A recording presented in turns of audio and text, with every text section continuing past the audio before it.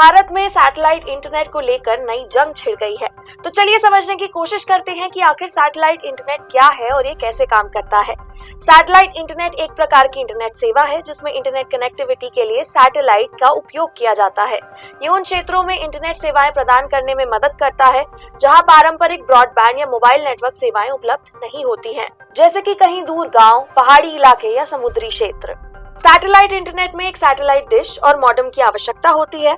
जब यूजर्स कोई internet request करते हैं, जैसे किसी वेबसाइट को खोलना, तो ये रिक्वेस्ट पहले सैटेलाइट डिश से एक सैटेलाइट तक भेजा जाता है। सैटेलाइट यूजर्स की रिक्वेस्ट को धरती पर स्थित नेटवर्क ऑपरेशन सेंटर यानी एनओसी पर भेजता है। ये सेंटर इंटरनेट से जुड़ा होता है। वहां से आवश्यक डेटा एकत्रित कर सैटेलाइट के माध्यम से वापस यूजर्स के डिवाइस तक भेजा जाता है।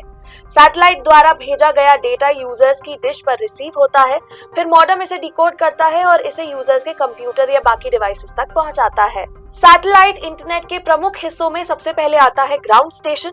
ये स्टेशन सैटेलाइट को डेटा भेजते हैं और प्राप्त करते हैं और इन्हें एनओसी कहा जाता है।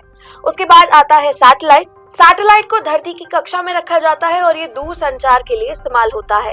उसके बाद आता है यूजर डिवाइस। यूजर्स के पास एक सैटेलाइट डिश और मॉडेम होता है जो सैटेलाइट से सिग्नल भेजने और प्राप्त करने के लिए जरूरी होता है।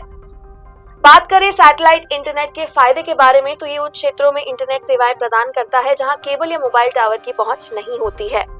वहीं इसमें मोबिलिटी भी होती है। आप इसे कहीं भी सेट कर सकते हैं जहां सैटेलाइट सिग्नल उपलब्ध हो। बात करें अगर नुकसान की, तो सिग्नल को सैटेलाइट तक और वापस आने में समय लगता है, जिससे विलंब यानी लेटेंसी में बढ़ावा होता है।